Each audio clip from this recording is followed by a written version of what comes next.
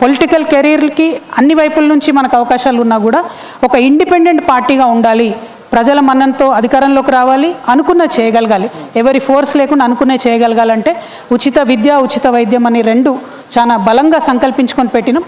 దాంతోపాటు ఇంకా ఒక 3 ప్రధానమైన అంశాలు. వ్యవసాయం, ఇవాళ ఉన్నటువంటి పరిస్థితుల్లో ఆ గవర్నమెంట్ ధరణి అని పెట్టింది, ఈ గవర్నమెంట్ వచ్చి భూమాత అని పెట్టింది. అయినా కూడా రైతుకు భూ సమస్యలు అయితే తీరలేదు. ఎందుకంటే పేరు మారింది తప్ప only name has changed, game has not change. కాబట్టి రైతుల కష్టాలు అట్లనే ఉన్నాయి. ఉపాధికి సంబంధించి కూడా ప్రతి ఒక్కరు వచ్చిన వాళ్ళల్లా ఉద్యోగాలు ఇస్తామంటారు తప్పితే ఎవరు కూడా ఉద్యోగాలు ఇచ్చే స్థాయికి మా యువకులు వెళ్ళాలి అని అనుకోవడం లేదు, మా యువతులు వెళ్ళాలని అనుకోవడం లేదు.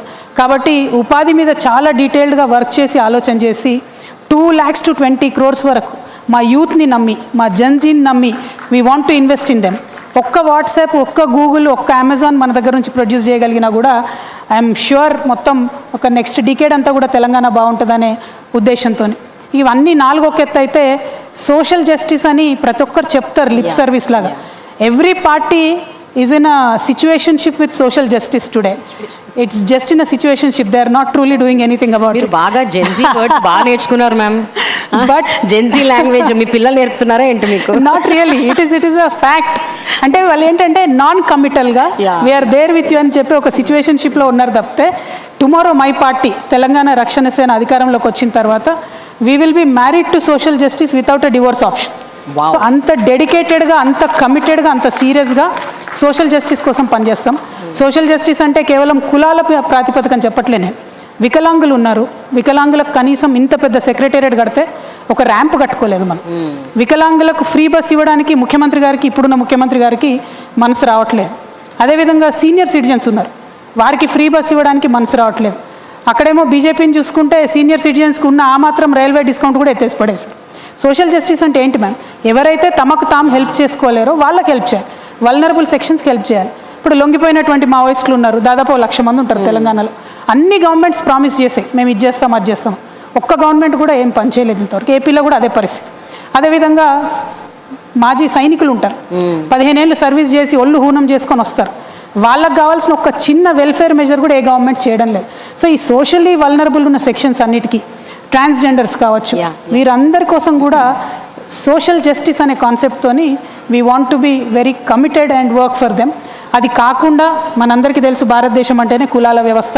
సో ఎస్సీస్ కానీ, ఎస్టీస్ కానీ, బీసీస్ కానీ, మైనారిటీస్ కానీ, ఆదివాసీలకు కానీ, అందరికన్నా ఎక్కువ మా ఆడబిడ్డలకు కానీ సరైనటువంటి అవకాశాలు రావాలి, సరైనటువంటి అద్భుతమైనటువంటి ప్లాట్ఫామ్ దొరకాలనుకుంటున్నాము. దానికోసమే పనిచేస్తాం.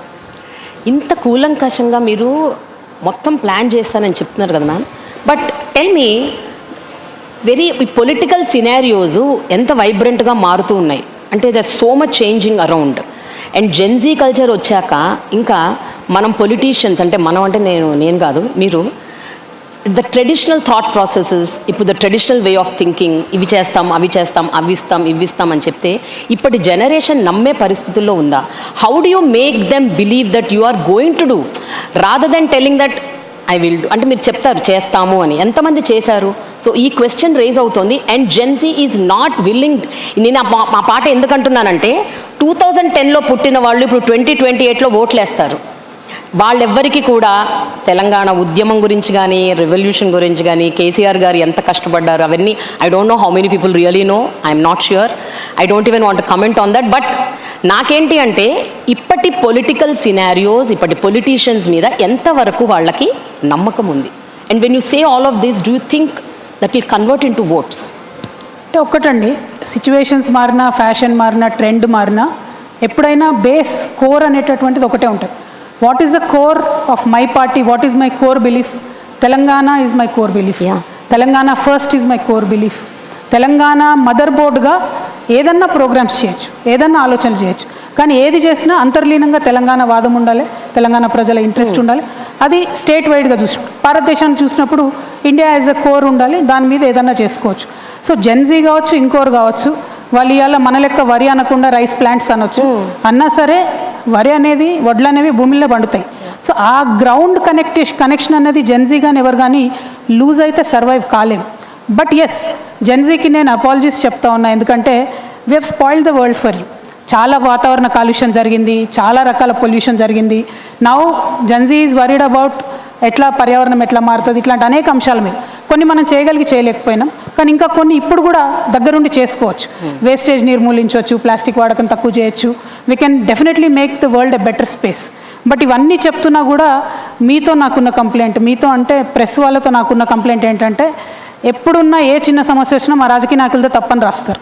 కరెక్ట్ కాదండి. మేము at the core of our hearts మా ఫ్యామిలీ టైంని సాక్రిఫైస్ చేసుకొని సమాజం కోసం పనిచేయాలనుకుని వచ్చే వాళ్ళము ఫండమెంటల్గా కరప్ట్ ఉండము. కొన్ని తెలిసి కొన్ని తెలియక ఎప్పుడైనా తప్పులు జరుగుతుండొచ్చు. బట్ జరుగుతున్న ప్రతి సమస్య మీద స్పందించేది ఈ దేశం మొత్తంలో ఒక రాజకీయ నాయకుడు మాత్రం. అండ్ ఇంతో అంతో భారతదేశంలో ఏ మార్పు వచ్చినా పొలిటికల్ పార్టీస్తోనే వచ్చింది. అంటే that is the beauty of democracy. ఆ డెమోక్రసీని ఇవాళ కిల్ చేసే విధంగా భారతీయ జనతా పార్టీ ఏం చేస్తుంది, ప్రాంతీయ పార్టీలు ఉండొద్దు అనేటటువంటి ఒక భయంకరమైన కుట్ర చేస్తూ ముందుకొస్తుంది. డెఫినెట్గా వాటిని ఎదుర్కోవాల్సినటువంటి అవసరం ఉంది ప్రతి చోట. ఇప్పుడు తెలంగాణ ఫస్ట్ అని నేను ఎందుకంటున్నా, రీజనలిజం ఫస్ట్, నేషనలిజం నెక్స్ట్ అని నేను అంటానండి. ఎందుకంటే we are a union of states, we are not a central we are federal setup. దాంట్లో ఆ రెస్పెక్ట్, ఆ గౌరవం ఎవరిది వాళ్ళకు ఉండుకుంటూనే, ఎవరి ఐడెంటిటీ వాళ్ళకు ఉండుకుంటూనే రాజకీయం చేయాలి. కానీ ఈ దేశంలో ఏ మార్పు వచ్చినా అది పొలిటికల్గానే వచ్చింది.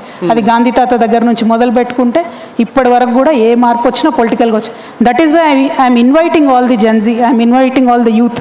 అందరికన్నా ఎక్కువ మా ఆడబిడ్డలు నేను ఇన్వైట్ చేస్తూ ఉన్నా. మీరు బయట ఉండి పొలిటీషియన్స్ బాగాలేరు, పొలిటికల్ పార్టీలు బాగాలేవు అంటే కుదరదు. రావాలి, పాలిటిక్స్లోకి రావాలి, పొలిటికల్ పార్టీస్లో చేరాలి, దగ్గరుండి ఏం చేయాలో ఏం చేయకూడదో అని చెప్పి ప్రజలకు బాధ్యత వహించి చెప్పాలి. కానీ దూరం నుంచి విమర్శించడం ఈజీ. ప్రెస్ వాళ్ళని కూడా అదే అంటున్నారు, మేము చేసిన మంచిని మీరు చెప్పారు మేడం, మేము చేసిన మంచిని చెప్పారు, పొలిటీషియన్స్ చేసింది. మీరు మాత్రం ఎంతసేపు ఏదైనా చిన్న తప్పు దొరికితే ఇదైపోయింది అదైపోయింది అని అనడం తప్పితే మేము చేసిన మంచిని చెప్పారు. సో ప్రెస్ మిత్రుల్ని, ముఖ్యంగా వేటు న్యూస్ వాళ్ళని కూడా కోరుతా ఉన్నాం, పొలిటీషియన్స్ చేసే మంచిని కూడా దయచేసి చూపించండి అని మా రిక్వెస్ట్. మ్యామ్ స్టార్టింగ్లోనే మిమ్మల్ని బాగా పొగిడాను నేను. మ్యామ్ తెలంగాణ రక్షణ సేన is it inviting Gen Z for memberships and getting into the party? Absolutely we are. I believe Gen Z can make a lot of difference. పక్క దేశంలో చూసినాం, నేపాల్లో they have literally over through the resume, ఒక గవర్నమెంట్నే పడేశారు. ఇక్కడేమో చాలామంది కావాలి గవర్నమెంట్లను మార్చాలంటే, కానీ అక్కడ కేవలం 18 to 29 years లోపల ఉన్నటువంటి పిల్లలు ప్రభుత్వాన్ని తీసి అవతల పడేశారు. అంటే ఆ కాన్షియస్నెస్ ఇక్కడ మన పిల్లలకు కూడా రావాలి, అది మనం అలౌ చేయాలి. కానీ మనం ఏంటి, మన పిల్లోడు వాడు ఇంజనీర్ అవ్వాలి, డాక్టర్ అవ్వాలి, అమెరికా పోవాలి, డాలర్లు సంపాదించుకోవాలి అనుకుంటాం. అట్లీస్ట్ మన 2 తెలుగు రాష్ట్రాల్లో ఉన్నది. నేను కూడా ఆ కోవకు చెంది బాయిలర్ కోడి పిల్లలాగానే అమెరికా దాకా పోయి వెనక్కి వచ్చాను. కానీ తెలంగాణ ఉద్యమం నాకు నేర్పించింది ప్రజల మధ్యలో ఎట్లా ఉండాలి, ఉండడం వల్ల ప్రజలకు ఏం లాభం అని. అదే విషయం ఇవాళ జెన్జీకి తెలిస్తే, if they are among the people, they will work with the issues. I'm sure they will be way more effective than all of us put together. Ma'am Telangana రాష్ట్రం ఏర్పడి ఇప్పుడు ఒక పుష్కరం దాటడానికి వస్తుంది, 12 years. మీరు చెప్పండి మ్యామ్, ఇప్పుడు ఈ 12 yearsలో ఏదైతే ఉద్యమానికి ప్రధాన కారణమైన నీళ్లు, నిధులు, నియామకాలు, అది ఎంతవరకు సక్సీడ్ అయ్యారు అట్లీస్ట్ ఇన్ 12 years అంటే ఏం చెప్తారు మీరు? And especially with regards to నీళ్ల విషయంలో ఇంకా చాలా రభస జరుగుతోంది. ఈ మధ్య కృష్ణా జలాల విషయంలో కూడా షేరింగ్, భాగస్వామ్యం అంటున్నారు. I want your comment on that. అంటే ఒక్కటండి, తెలంగాణ పర్స్పెక్టివ్లో చూసినప్పుడు మాత్రం నీళ్ళ విషయంలో దేనికోసం అయితే మనం కొట్లాడామో డెఫినెట్గా అన్యాయమే జరిగింది, న్యాయం జరగలేదు. కాంగ్రెస్ ప్రభుత్వం పెట్టినటువంటి ఖర్చుతో కలుపుకుంటే బీఆర్ఎస్ ప్రభుత్వం 1,89,000 కోట్లు ఖర్చు పెట్టింది. ఇప్పటి వరకు కాంగ్రెస్ ప్రభుత్వం 30,000 కోట్లు ఖర్చు పెట్టింది కేవలం సాగునీటి విషయంలో. కానీ ఇన్ని లక్షల కోట్లు ఖర్చు పెట్టినా కొత్తగా వచ్చింది ఎంత అంటే 15 లక్షల ఎకరాలకు మాత్రమే నీళ్ళు ఇచ్చుకోగలరు తెలంగాణ భూభాగంలో. అదే ఆంధ్రాలో రాష్ట్రాలు విడిపోయిన తర్వాత పోలవరం ప్రాజెక్ట్కి నేషనల్ స్టేటస్ రావడం, అదేవిధంగా అక్కడ ఏ పార్టీ ఉన్నా వాళ్ళు రకరకాల ఏర్పాట్లు చేసుకోవడంతో తెలంగాణ రాకముందు ఎన్ని నీళ్ళైతే వాడుకున్నారో ఆంధ్రాలో అంతకన్నా ఎక్కువ నీటిని ఇప్పుడు వాడుకుంటున్నారు 2 నదుల్లో, కృష్ణ అయినా గోదావరి అయినా. సరే, అది ఆంధ్ర పాలకుల గొప్పతనమా మంచితనమా అన్నది పక్కన పెడితే తెలంగాణ పాలకులు మాత్రం ఈ విషయంలో డెఫినెట్గా తెలంగాణ ప్రజలను ఫెయిల్ చేసినారనే విషయం చెప్పక తప్పదు. ఎందుకంటే లెక్కలు చూసుకున్నా, గణాంకాలు చూసుకున్నా, క్షేత్రస్థాయిలో వెళ్ళి రైతుల పరిస్థితి చూసినా కూడా పెట్టినటువంటి ఈ ఖర్చుకి వచ్చినటువంటి నీళ్లకు సంబంధం లేదు. అందుకే మేము చెప్తా ఉన్నాం, చాలా ఫోకస్డ్గా పనిచేయాలి. చాలా చిన్న చిన్న స్ట్రీమ్స్ ఉంటాయి. Telangana is a beautiful geography. మా ప్లేస్లోనే తెలంగాణలోనే పుట్టి తెలంగాణలోనే నదుల్లో కలిసిపోయేటటువంటి అనేక చిన్న చిన్న నదులు ఉన్నాయి, స్ట్రీమ్స్ ఉన్నాయి. వాటిని అసలు ఎప్పుడు కూడా వాడుకోలేదు. వాటి కోసం ఒక కాంప్రహెన్సివ్ వాటర్ ప్లాన్తో తెలంగాణ రక్షణ సేన ముందుకొచ్చింది. చాలా తక్కువ కాస్ట్తోని చాలా ఎఫెక్టివ్గా ఈ పనులన్నీ కూడా చేసుకోవాలి. కోర్స్ కృష్ణా గోదావరిలో ఉన్నటువంటి పెద్ద ప్రాజెక్టులను కూడా తొందరగా ఫినిష్ చేసుకోవాలి. అన్ఫార్చునేట్లీ ఇప్పుడున్న కాంగ్రెస్ ప్రభుత్వం కూడా తట్టెడు మట్టి కూడా ఎత్తిపోయకుండా 30,000 కోట్లు మాత్రం కాంట్రాక్టర్స్కి ఇవ్వడం జరిగింది. సో కరప్షన్ అసైడ్ వాటర్ రాలేదన్నది మాత్రం వాస్తవం. వాటర్ విషయంలో you are completely dissatisfied with the earlier governments? నేను కాదండి ఫ్యాక్ట్ ఆన్ ద గ్రౌండ్ చెప్తున్నా నేను.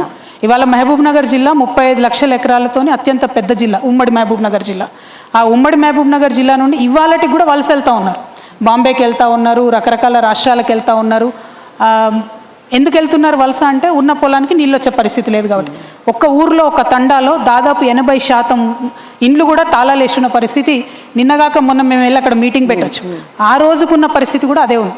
అంటే 12 ఏళ్ళ తర్వాత కూడా ఇంకా వలస లాగలేదంటే, ఇంకా నీళ్లు రాలేదంటే అది నా ఫీలింగ్ కాదు, అది వాస్తవం. నాకు చెప్తున్నాను, అది మారాల్సిన పరిస్థితి ఉన్నది. మిషన్ కాకతీయ, భగీరథ లాంటి స్కీమ్స్ కూడా ఏం చేయలేకపోయాయంటారా? నో నేను అసలేం జరగలేదు అనట్లేదు. 2 పెద్ద నదుల్లో కృష్ణ కానీ గోదావరి కానీ, దాని నుంచి ఎగ్జాంపుల్ మేడం, గోదావరిలో మాకు తెలంగాణకు 964 టీఎంసీలు నీళ్ళు రావాలి. ఈరోజు మన ఇద్దరం ఇక్కడ మాట్లాడుకునే ఈ క్షణం కూడా 250 టీఎంసీలకు పైగా గోదావరిలో ఒక చుక్క కూడా వాడుకోలేదు. ఇది ఆంధ్రలో ఫాల్ట్ కాదు కదా, తెలంగాణ రాష్ట్రం వచ్చి 12 ఏళ్ళు అయింది కదా. 121,000 కోట్లు కాళేశ్వరం పాలమూరు రంగారెడ్డి మీద ఖర్చు పెట్టాం కదా. మరి ఎందుకు నీళ్లు రాలేదు అని అడిగితే ఏముంది జవాబు? సో నేను అనేది అది, మనం చేయగలిగి ఉండి మన చేతుల్లో ఉండి నిధులు పెట్టి టైం బౌండ్ ఫినిష్ చేసుకోలేక, పాలమూరు రంగారెడ్డి ప్రాజెక్టు 30 నెలల్లో ఫినిష్ చేస్తామని కట్టినటువంటి మొదలుపెట్టిన ప్రాజెక్టు ఇవాళకి 132 నెలలు అవుతుంది. అంటే 10 ఏళ్ళు అవుతుంది, చుక్క నీళ్ళు రాలేదు. ఇప్పుడు దాని ఎస్టిమేట్ 85,000 కోట్లు, మొదలుపెట్టినప్పుడు దాని ఎస్టిమేట్ 32,000 కోట్లు. అంటే ఆ డిఫరెన్స్ ఏదైతే ఉందో అది ప్రజల మీదనే బర్డెన్.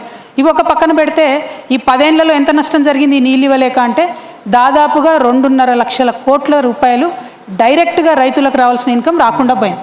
సో ఒక పక్క రాకుండా నష్టం, ఇంకొక పక్క నీళ్లు రాకపోవడం. So దర్స్ a lot of opportunity cost that is lost. మీకు ఒక పక్క స్ట్రాటజీ ఉందా మ్యామ్ ఈ విషయంలో? నీళ్లకు సంబంధించి you have a proper plan in place? 100%. As I said, local స్ట్రీమ్స్ని బాగా వాడుకోవాలి. పెద్ద పెద్ద వాగులు ఉన్నాయి తెలంగాణలో, వాటి మీద ఖచ్చితంగా మంచి గేట్స్ పెట్టి చెక్ డ్యామ్స్ పెట్టుకోవాలి. పెద్ద పెద్ద ప్రాజెక్ట్స్ ఏవైతే ఉన్నాయో ఆ ప్రాజెక్ట్స్కి మధ్యలో కూడా చిన్న యానికట్స్, బ్యారేజెస్ కట్టుకొని వాడుకోవాలి. ఇవాళ ఆంధ్రప్రదేశ్ ఏం చేసింది, మా దగ్గర ఆర్డీఎస్లోనేమో ఆ యానికట్ ఏదైతే ఉందో ఇవాళటి వరకు కూడా అది అట్లనే ఉంది. కానీ అటుపక్క వాళ్ళు దాన్ని సుంకేష్లను బరాజ్గా మార్చుకొని దాని నుండి దానికే సప్లిమెంట్ చేసే విధంగా 2, 3, 4 అంటే ఒక స్ట్రీమ్ ఫెయిల్ అయితే ఇంకోటి, ఇంకో స్కీమ్ ఫెయిల్ అయితే ఇంకోటి అని అట్లా నిర్మించుకోగలిగినారు. సో ఆ వ్యవస్థ ఏర్పాటు చేసుకోగలగాలి. ఇవాళ ఆంధ్ర తెలంగాణ అనేటటువంటి అంశం ఏదైతే నీళ్ళ కొట్లాట అయిందో ఆనాటికి ఈనాటికి కూడా గోదావరి నీళ్లు 4,000 టీఎంసీలు పోయి సముద్రంలో కలిసిపోతున్నాయండి. ఎవరు వాడుకోలేకపోతున్నారు అన్ఫార్చునేట్ కదా. దానికి వ్యవస్థ తయారు చేసుకోవాలి. దానికోసం డెఫినెట్గా ప్లాన్ ఉంది, దాని ప్రకారం పనిచేస్తాం. 2028 ఎలక్షన్స్ దగ్గర పడుతున్నాయి, ఇంకా జస్ట్ 2 years. ఏంటి ma'am, what is your plan? అంటే మీరు పక్కాగా సింగిల్గా కంటెస్ట్ చేయబోతున్నారా, లేకపోతే పొత్తులు పెట్టుకోబోతున్నారా? అంటే ఐడియాలజికల్గా మీ ఐడియాలజీకే స్టిక్ అయ్యి whether I win or lose I'm sticking, I'm contesting alone, ఏంటి, what is your plan? Well 2028లో తప్పకుండా 2028 డిసెంబర్లోనే ఎన్నికలు జరుగుతాయని అనుకుందాం ఒక మాట. ఆనాడు జరిగిన మన ముఖ్యమంత్రి గారు కంటిన్యూస్గా చెప్పినట్టు ఒక 6 నెలలు ఆయనకు బోనస్ వచ్చి 2029 మేలో జరిగినా కూడా ఈ రాష్ట్రంలో మాత్రం తెలంగాణ రక్షణ సేననే అధికారంలోకి రాబోతా ఉంది. మేము అన్ని చోట్ల కూడా కంటెస్ట్ చేస్తాం. డీలిమిటేషన్ అయినా, మహిళా రిజర్వేషన్ వచ్చినా, ఏదొచ్చినా వీఆర్ ప్రిపేర్డ్. ప్రతి చోట నుండి కూడా క్యాడర్ కావచ్చు, రానున్న రోజుల్లో లీడర్స్ కావచ్చు, ఇవందరినీ కూడా డెవలప్ చేసుకుంటాం. కొత్త వారికి ముఖ్యంగా యూత్తోని, మహిళలతోని పెద్ద ఎత్తున వారికి అవకాశాలు ఇస్తూ మేము ప్రజల మనసును గెలుచుకుంటాం. ఎందుకంటే మేము ఏదైతే 5 పనులు అనుకున్నామో, పాంచజన్యం అనేటటువంటి పథకాలు ఏవైతే అనుకున్నామో